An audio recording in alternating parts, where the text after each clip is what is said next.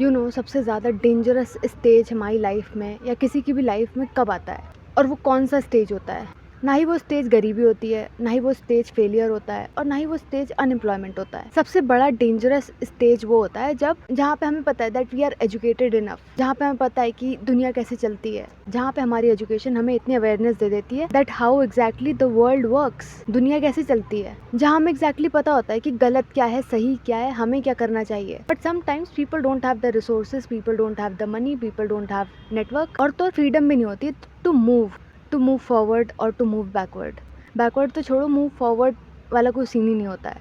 तो जब भी मैं ट्विटर खोलती हूँ तो मैं हमेशा अपने साथ में यही चीज़ होते हुए देखती हूँ। ट्विटर पे बेसिकली 2 टाइप के लोग एग्जिस्ट करते हैं, जो सिस्टम में फंसे होते हैं। ट्विटर पे बेसिकली मुझे लगता है कि 2 टाइप के लोग होते हैं, जो सिस्टम में फंसे होते हैं, सिस्टम को खींचने की कोशिश कर रहे होते हैं, उसी में उलझ के बैठे होते हैं। और दूसरा वो तबका होता है जो उस सिस्टम को चला रहा होता है। एक तबका वो होता है जो एजुकेटेड होता है, मेहनती होता है, सारे इंस्ट्रक्शंस फॉलो करता है, जो उससे बोल दिया जाए वो सब करता है, पढ़ा लिखा भी होता है।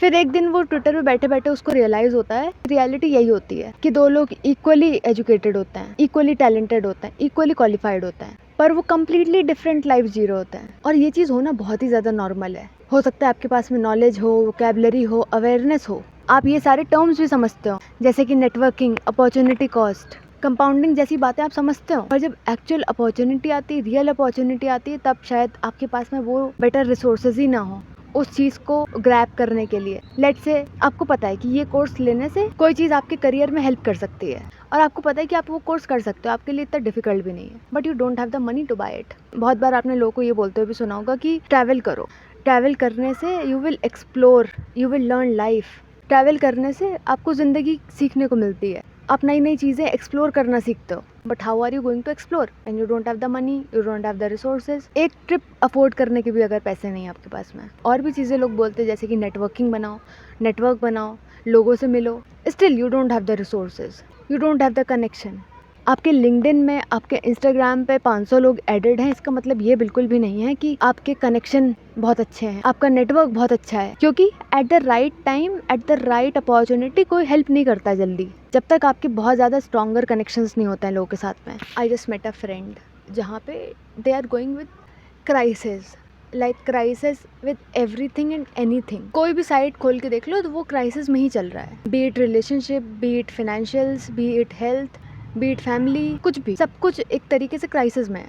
और दूर से मैं बैठ के देखती हूँ दे आर कॉन्स्टेंटली स्ट्रगलिंग, हालांकि वी ऑल आर स्ट्रगलिंग। और उस दोस्त से मिलके आई रियलाइज कि टैलेंट होना इनफ नहीं है, आपकी नेटवर्किंग मैटर करती है, आपके क्या कनेक्शंस हैं, आपके क्या नेटवर्क्स हैं, वो सब मैटर करता है। आप कितना कॉन्फिडेंट हो वो आपकी फाइनेंशियल सिक्योरिटी पे डिपेंड करता है। बहुत ही कम लोग आपको ऐसे मिलेंगे जो फाइनेंशियली इनसिक्योर हैं, जो डेट में हैं, जो गरीबी से जूझ रहे हैं, स्टिल दे आर कॉन्फिडेंट। बहुत कम लोग आपको मिलेंगे। उससे मिलके मुझे पता लगता है, मतलब ऐसे भी पता ही था, बट उससे मिल करके मेरी ये बात बिल्कुल वैलिडेट हो जाती है कि you can't deny that fact that opportunities are unevenly distributed. सबको एक सार एक जैसी अपॉर्चुनिटीज़ नहीं मिलती हैं। और एक बार अगर आपको ये रियलिटी हिट कर जाए, कॉन्फिडेंस फाइनेंशियल सिक्योरिटी से आता है, सबको एक जैसी अपॉर्चुनिटीज़ नहीं मिलती हैं, तो आपके लिए वो उस प्रीवियस स्टेट में पहुंचना, प्रीवियस मेंटल स्टेट पहुंचना बहुत मुश्किल हो जाता है। इसीलिए जो बहुत सारे एजुकेटेड लोग होते हैं वो मैं देखती हूँ कि they want to go out of this country, they want to leave this country, but they are not able to do it,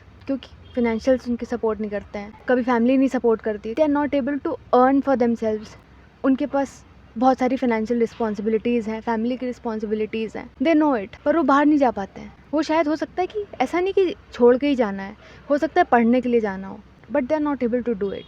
और इसीलिए जो बहुत सारे एजुकेटेड यंग इंडियंस होते हैं वो काफ़ी ज़्यादा फ्रस्ट्रेटेड रहते हैं, क्योंकि ऑन पेपर उनकी लाइफ बहुत अच्छी चल रही होती है, ऐसा दिख रहा होता है हमें कि उनकी लाइफ बहुत अच्छी चल रही है ऑन पेपर, पर रियलिटी काइंड ऑफ कभी कभी बहुत डिफरेंट होती है। तो उनके पास में हर चीज़ की अवेयरनेस भी है कि उनका क्या स्टेट है, और हमारे पास में भी हमेशा ये अवेयरनेस रहती है कि हार्डवर्क हमेशा हमेशा हमें रिवॉर्ड करे वो ज़रूरी नहीं है। तो हम 19-20 लेकर के ही चलते हैं। अब बहुत सारी इंडस्ट्रीज़ हैं जो सैचुरेट हो चुकी हैं, सर्वाइव करना ही अपने आप में एक कंपटीशन बन चुका है। तो ये सब चीज़ें बहुत ज़्यादा एक डेंजरस माइंडसेट क्रिएट कर देती हैं लोगों के अंदर, कि लोग बड़ा एम्बिशन रखना छोड़ देते हैं। जो लोग पहले बहुत सपने देखते थे वो सपने देखना छोड़ देते हैं, ओवर स्टिमुलेटेड रहते हैं, ओवर स्टिमुलेट हो जाते हैं, इमोशनली नम हो जाते हैं, हर समय कंपैरिजन करते रहेंगे इधर उधर। जो ऑफलाइन लोग हैं उनसे भी कंपैरिजन, ऑनलाइन लोग हैं उनसे भी कंपैरिजन, हर समय कंपैरिजन और हर समय consumption of content, consumption of life, consumption of time, consumption of everything. और इस चीज़ ने एक एम्बिशन को 24/7 कंपटीशन में बदल के रख दिया है। और फिर भी इस जनरेशन को कहा जाता है दैट दे आर लेजी। जो जनरेशन आई थिंक बहुत सारी चीज़ें फाइट कर रही है। सर्वाइवल का एक इतना भार नहीं है सर के ऊपर कि हमें रोटी कपड़ा अगले दिन की रोटी सोचनी पड़ रही है, बट सर्वाइवल का हमेशा एक प्रेशर रहता है सबके ऊपर, क्योंकि डेली लोग लड़ रहे होते हैं अपने अनस्टेबल करियर से, ले ऑफ से, महंगाई से, अकेलेपन से, अपने अटेंशन स्पैन से जो कि कोलैप्स हो रहा है, अपने डिजिटल एडिक्शन से। और फिर भी बोला जाता है that this generation is lazy. तो आई एम नॉट श्योर कि कितने लोग यहाँ पे लेजी हैं, कितने लोग बहुत मेंटली ओवरलोडेड हैं, बट सबको हम एक कैटेगरी में डाल के नहीं रख सकते, क्योंकि बहुत सारी चीज़ें डिपेंड करती हैं पॉलिसी मेकिंग के ऊपर भी। जो पॉलिसी मेकिंग, एक देश की अपनी पॉलिसी मेकिंग होती है, वो जो उस डेमोग्राफिक डिविडेंड का किस तरीके से यूज़ करता है, वो पॉलिसी मेकिंग के ऊपर भी डिपेंड करता है। तो सब कुछ यंग जनरेशन के हाथ में नहीं होता है। एनीवे, तो जब हमारे पास में एक अवेयरनेस है, तो वो अवेयरनेस या तो हमें इवॉल्व कर सकती है। तो जब हमारे पास में अवेयरनेस है, तो अवेयरनेस या तो हमें ख़त्म कर सकती है या तो हमें इवॉल्व कर सकती है। और अगर ये अवेयरनेस हमें इवोल्यूशन में मदद कर रही है, तब तो सही चीज़ है, क्योंकि तब हम वेट करना बंद कर देते हैं कि हम मोटिवेट होंगे किसी दिन, तब कुछ शुरू कर देंगे। जब पूरा सिस्टम फेयर होगा तब हम कुछ करेंगे। पूरी तरीके से 100% मोटिवेशन, पूरी तरीके से 100% फेयरनेस इन द सिस्टम वो कभी नहीं होगी। जो कभी कभी हम अपने डिग्रीज पे, सर्टिफिकेट्स पे, इन सब पे डिपेंड करने लगते हैं, वो हम बंद कर देंगे। एक्सटर्नली चीज़ों के ऊपर डिपेंड करना हम बंद कर देंगे, जैसे कि सर्टिफिकेट, डिग्री, सिस्टम किस तरीके से काम करेगा।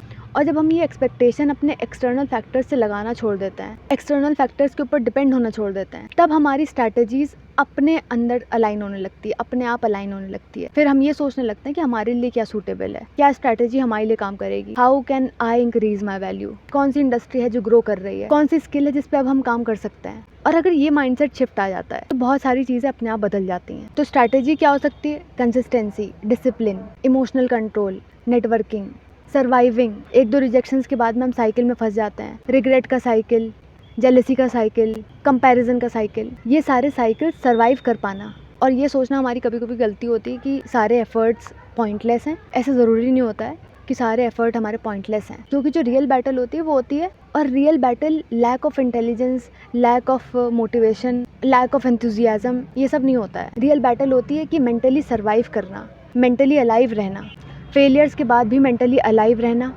रिजेक्शंस के बाद भी मेंटली अलाइव रहना। मेंटली अलाइव रहना उस गैप में जो अवेयरनेस और एक्सेस का गैप है, उस गैप में मेंटली अलाइव रहना।